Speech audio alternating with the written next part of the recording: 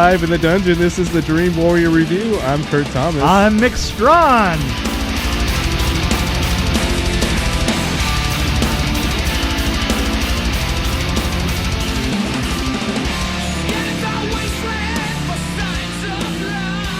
I'm driving back from we were doing like one of those things that I did in the unmentionable 2000s, right? Storytime. It's Storytime with Mick. Storytime with Mick. Storytime with Mick. Storytime with Mick. Storytime with Mick. Storytime with Mick.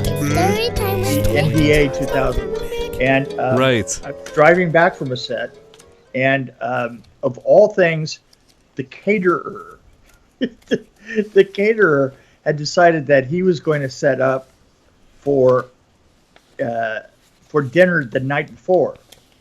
So we had just finished literally lacquering a set of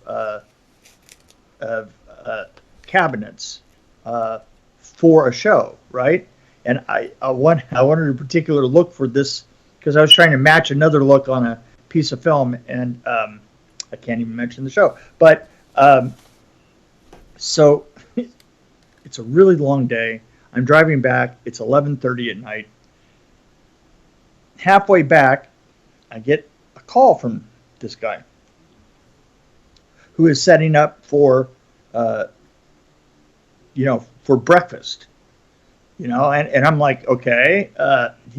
He goes, yeah, it's me. It's Alex, the caterer. I go, the caterer? Okay. He says, listen, man, I just got on the stage here, and it smells terrible. I think that it's a gas leak.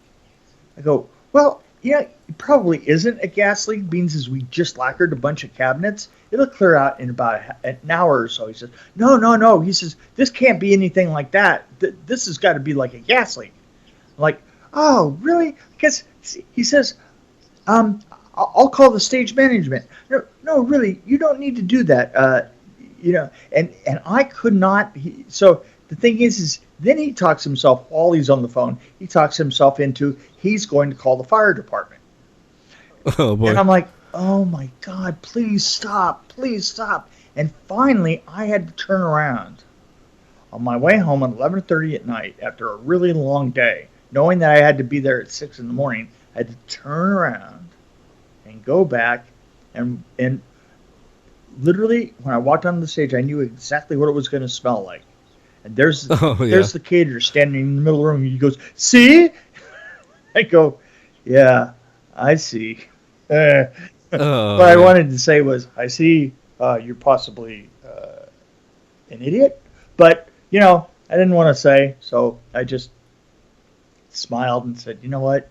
It's not a problem. We're good. He said, okay, man, because I trust you. I go, okay, thanks.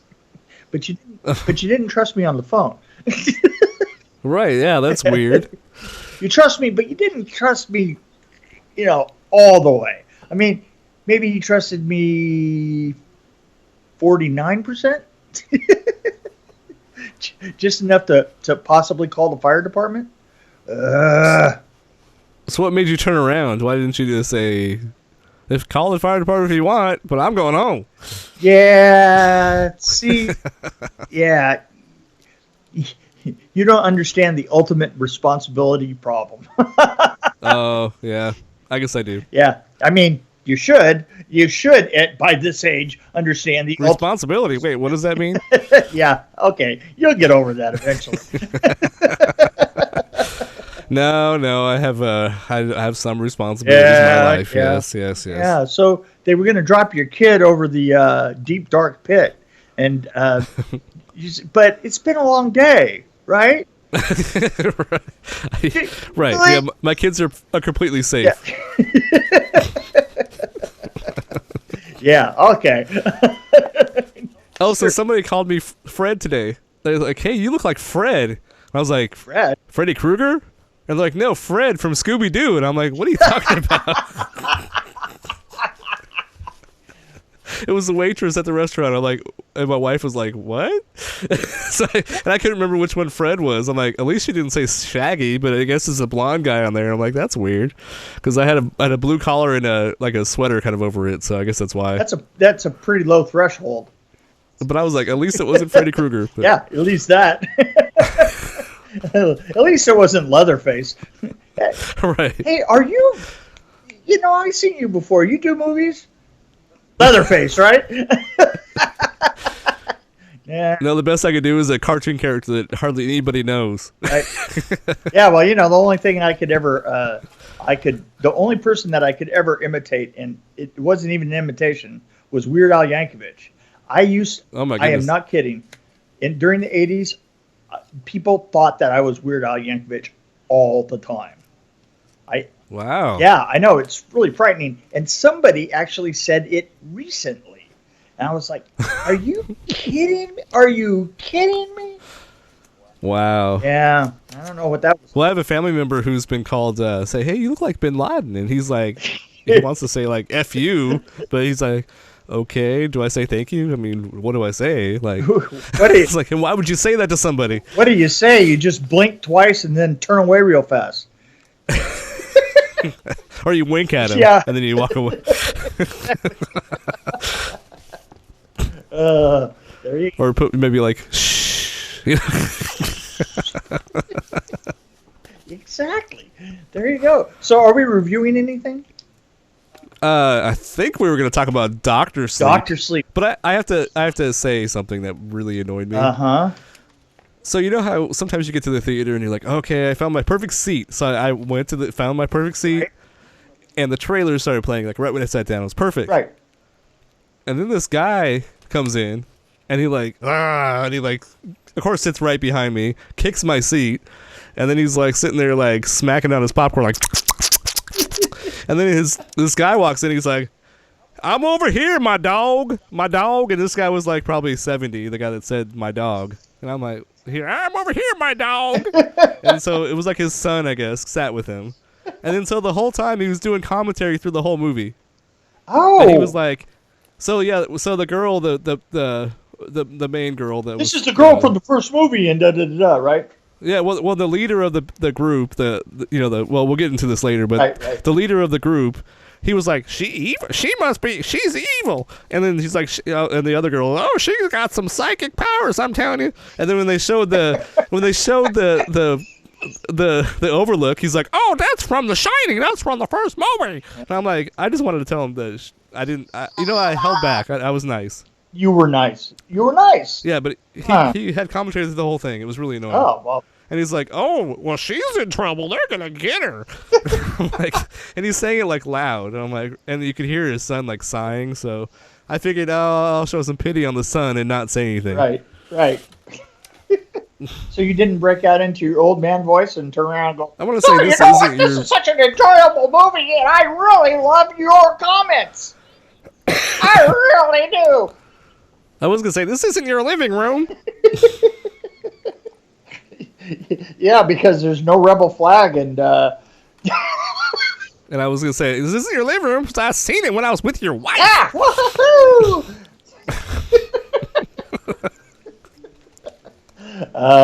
Yeah, okay. So anyway, talking about Dr. Sleep, yes. Oh my gosh, okay.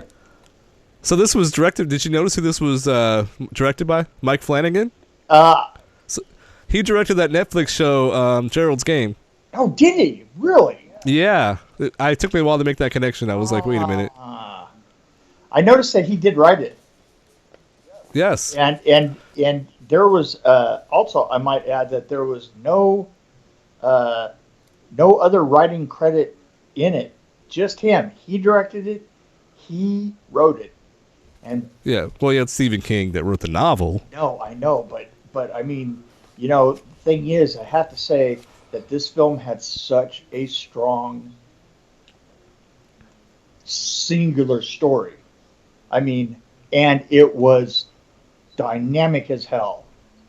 Oh, it was a great story, but I feel like the third act kind of could have been better. Let me put it that way. Yeah, here's the thing.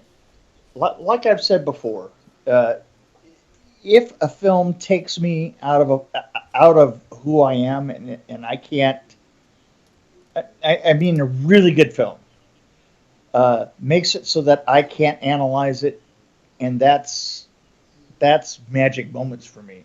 That's and most of this film for me was just amazing, except for one part.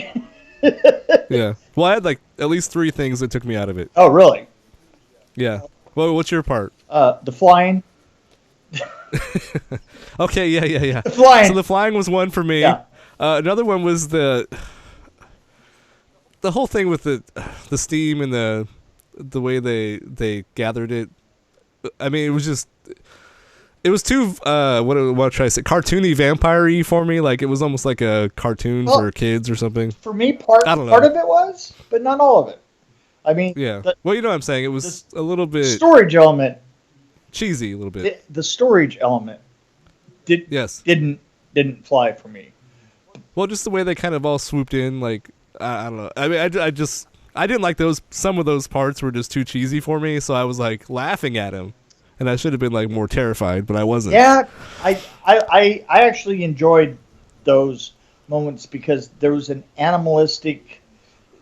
You know, there was a coating of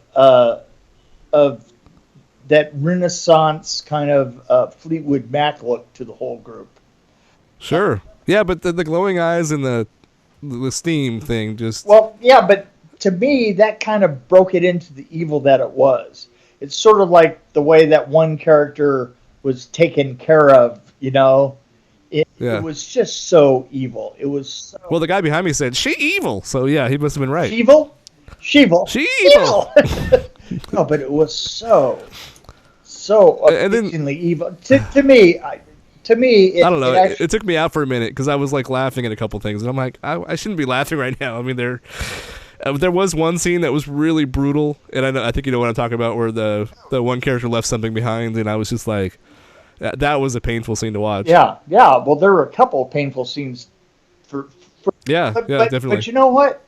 For me, it was absolutely a worthy sequel. Oh, absolutely. But, okay, well, here's my problem with the sequel thing. So I was all in until, like, toward the end of the second act, it slowed down, like, almost to a grinding halt for a little bit, like a little bit too long. Like, you know, they're resetting for the third act, basically. Right. And then the third act, I think they had too much going on from the original movie. Like, there was one scene that was just kind of crowbarred in, like, the original. Look, I completely agree. And at the same time, I think that this really stands as not only a worthy successor to The Shining, but as sort of like the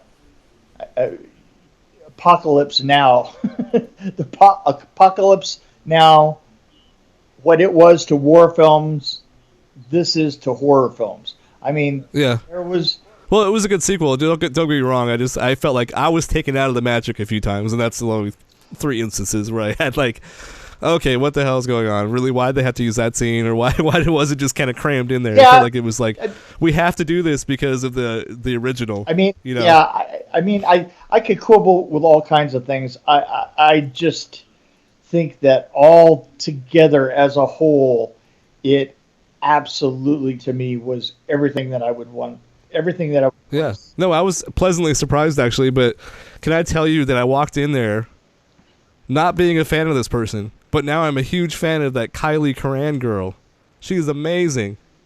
Oh, the girl? The girl that had The Shining. Yeah, the girl was amazing.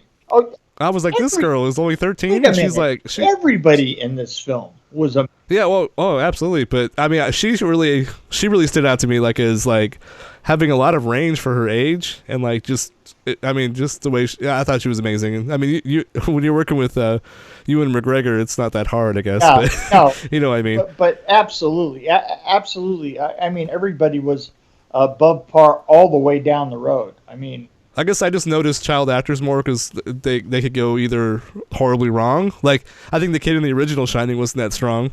Yeah, he really wasn't. You know, Yeah, But no, this girl was like, she pulled the whole film. In some cases, there were some scenes Yeah, where she yeah. totally shined over everybody else. shined. See what you did there? Yeah, I know. See what you did there? haha. No, but I was still so completely enraptured with the whole film. I mean, I can quibble with it. Well, I just felt like I was watching this. I was watching Twilight for a few minutes. That's all I have to say. Wow, that's About that. kind of cool. Ooh. No, just there was one scene that I was like, okay, this is like I'm watching Twilight. This is like a teenage zombie movie or something. I'm like, this is just it just didn't work for me. But then the writing was great, and some of the actors were amazing. Actually, all the actors were good. All the actors were good. I didn't see there wasn't for me a quibble. I kind of like didn't get into his father, the guy that was playing his father, but Yeah, at the same time, if you put it would have been better to have have him Yeah, wearing a wig or something. Yeah, at the same time, if you do just put eventually you just put an axe in his hands and let it go, and then you're like, okay, there you go. Well, I mean, the Terminator came in with gray hair, so I mean, whatever, dude. Well, there was something that I was going to point out that I thought was kind of interesting. First of all, just from your reference and my reference, that the trailer that the one trailer that they were going around in, the name, what was the name on the side of it? It was Vengeance. Right. Yes. I thought that was real good. But the other one is that the street that they turn on, that she was on, was Elm Street. Yeah. Did you catch that? Well, there's also some good references for Stephen King fans too, all over the place. Oh, there were great references all the way down. I was like blown away, going, "Wow!" And we get little Easter eggs as we go. Woo-hoo! So it was a nice mix of The Shining, La La Land, and Twilight. La La Land. And Elm Street. And Elm Street, yeah. Yeah. I actually, the girl that played the evil one that played Rose the Hat. Yeah. She was pretty awesome. I thought I think the only one I had some trouble with was the friend of Dan Torrance, the guy that brought him into the group. Yeah, but he was a Christian, so Yeah. you know how problematic that can be, right? But I do have to say there were some scenes that made me feel uncomfortable, and as a horror fan, I love that because I was like, there were a couple scenes I'm like, oh, I just want this to end. It's kind of uncomfortable for me. Me too. And I have to tell you, from being a father, just there were a couple scenes that just made you want to go, oh. Exactly. Yes. And I love them. I still love them. But they're okay. Speaking of fathers, so I don't want to give anything away, but there's one scene where there was a father that could have I don't know how to put that. There was a bad decision made by a father in this movie, and it. Yes. Do you know what I'm saying? That's a good point. That's a very valid point. I'm telling you, I am rating this at a 4.6. Okay. I'm way up there. I really am. I have to go a little lower, I think, just because I was taken out of the magic too much. Brother. And some of the characters were a little, I don't know. I mean, I guess there's one character that kind of annoyed me, which I probably should have liked, was the blonde girl, Snakebite Andy. She kind of annoyed me. Oh, I don't know. She was amazing. Are you kidding? Of course, maybe it's because the guy behind me who kept saying, "She's pretty. She's really pretty." I think that a lot of your problems with this film are or audience related. Audience related. That doesn't even make any sense. Yeah. I think that I think that your problem is an audience problem. Well, I also have to think of the original, and I'm thinking I think I'd give the original a 5. Especially, I think I did the last time we saw it. Right? We reviewed that. I think that we did. Yeah. I think I don't rate this as high. Really? I give this I'm like at a 4.2 or probably a 4.2, 3 maybe. I give it a 4.3 just because of the Kylie Curran, who's going to be an awesome actress, and we have to watch out for her because she's going to be awesome. I think she is going to be awesome. You know what? My 4.6 is going to give your 4.3 a steaming dump.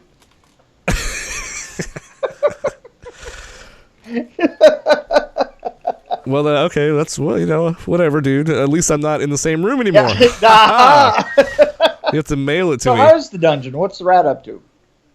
I haven't seen him for a while. Well, He went into this depression after you left, and he said he was going on a vacation, and he didn't come back. So I'm hoping he's okay.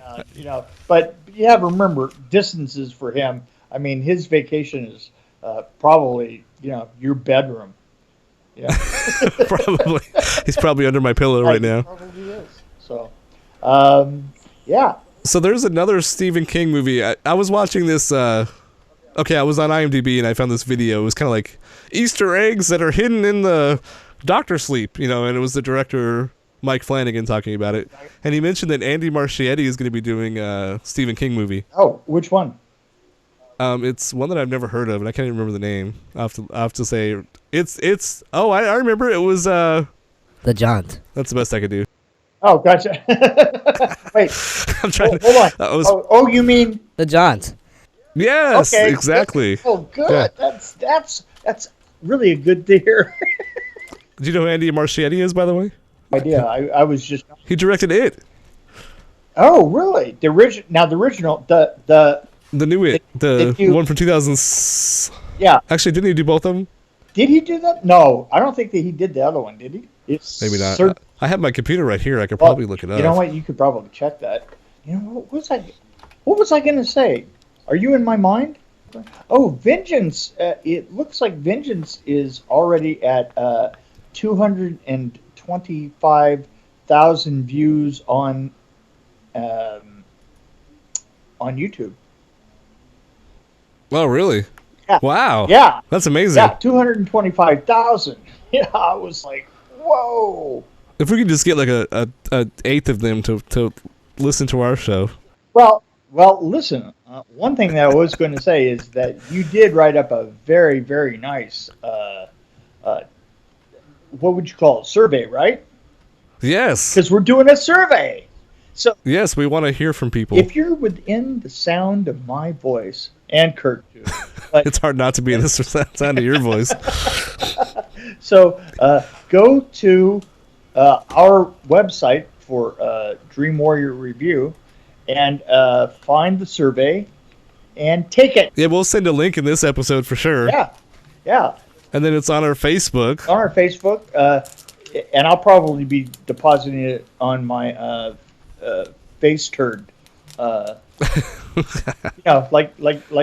Like I put out words every once in a while. I consider them turds, and right. Then they scroll on down. It's like dropping them down a well or just a really, really long open sewer. Open sewer. Oh boy. Well, that's kind of what our show is sometimes. But that's a metaphor that can go a long ways. It's true. Well, my only problem with this survey is when I posted it on Facebook and the picture that came with it, I was like, we had no control over that. I'm like, it just looks bad. Like, it looks too corporate is the word, I guess. But there's no tracking on this. It's safe to take it. We're not going to take any of your information. No, we don't want your information. We just want to know how awesome we are or how much we suck. That's right. That's really what it comes down to. There was one comment. I'm going to let you say it. Which one was that? The comment about us. Well, I talked to one of my coworkers who listens to the show into taking the test just to test it out for me. Right. And one of my favorite comments that he had was that we really should have our own network TV show. We should have our own network TV show. Yes, I agree. I was like, no, why stop there? Why not have a whole network? Yeah. Okay. Now, like the Oprah network. Look, as much as I can possibly do is just to say things on here. That's it. That's all I want. Even that's a challenge sometimes. Sometimes, don't get me wrong. Well, you know what? I was going to be back out in my car doing this. But it's 24 degrees out there. Oh my, yeah, and it's kind of humid there, so it feels a little bit different, doesn't it? Man, yeah, boy, when it's cold, it's cold. So anyway, it was Andy Marchietti that directed both of the It's. Both of them, really. Yeah, the second one. So yeah, at some point we have to have a long comment about second films being always bigger than the first film, but not necessarily better. Right. So Exactly. But so Nightmare on Elm Street 3 is a weird one because I feel like the first one was horrible, second one was really bad, and the third one was amazing. it's that really is one that broke the books there. The Nightmare on Elm Street 3 was kind of completely out of the realm of how things normally happen. It was almost like that was the first movie. Yeah, that's. I gotta say, Teen Wolf 2 was not as good as the first one. And I like Jason Bateman. Poor guy. But was it bigger? I don't know how it did in the box office. I probably shouldn't speak. But I don't mean bigger that way. I mean, Oh. Bigger. I mean. You mean longer? Are we talking about length here? Like length of the movie, like an hour compared to an hour and a half? Well, I mean, like, it compared to it. Yeah, I see what you're saying. It was bigger than it. Yes. But it was better than it. See? Chapter 1, so you have to like specify. Chapter 1 and Chapter 2, I think. Chapter 1 and Chapter 2. That takes all the fun out of that whole explanation. It does. There's no more who's on first kind of going on there. Well, don't forget the It from the 90s. I mean, the It from the 90s was better than the It. Oh, so there were two It's in the 90s. There was the one that was the It, and then there's the other It. And I think the first It was better than the second It. Just like this is the same thing for this It. The second one's not as good as the first one. Well, no, you're true, but here's the question: is the most recent first It better than the original first It? Oh, jeez. I think it is. I think it is too, actually. Yeah, I'm not two. I think it is better. Not that I want to get down on Tim Curry, but Skarsgård was a good choice. Let's just say that. Absolutely, yeah. Yeah. I haven't. Have you watched any Castle Rock? Because I haven't watched any of it. No. Actually, somebody used. I was reading an article. Somebody was writing about sequels and stuff like that, and he says, he said that, but Castle Rock is a perfect example of a series that was so bad that he said the second season couldn't possibly be worse, and that's why he wanted to see the second season. I thought, well, that's a leap of faith right there. Well, I mean, I generally like second seasons, but that's if I like the first one. So I don't know. Yeah. I'm mixed about this one. You didn't like Castle Rock. Not really. It was okay. I like certain episodes. There were a couple episodes I really liked, but then the other ones I was like, whatever. There was only one that I really liked, and it was just certain moments of it. So, right. Hey, you know what? We're just rambling now.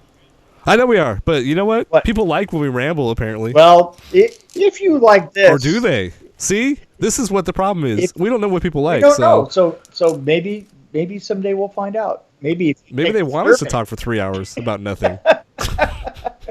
Well, there's certainly a lot of shows out there like that are doing better than ours. Maybe there's somebody out there that goes to sleep to our voices. Oh, ew! Somehow I don't feel clean anymore. Jeremy Brown's out there having a dream about us right now because he's listening to us on his headphones while he's sleeping. Okay, Jeremy, how you doing, buddy? So right now he's drooling and he's like, "I'm doing pretty good." I'm going home. I think we should wrap this one up. Bye.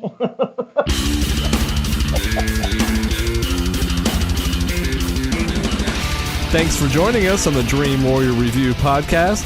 Don't forget to tell your friends about us, follow us, and, of course, like us. We can be found on Podbean, which is an amazing app, YouTube, Stitcher, Alexa on any pod, iTunes, Google Play. We're on Twitter as well, at DW Review, and, of course, Facebook. You can find us there. You can also email us at dreamwarriorreview@gmail.com.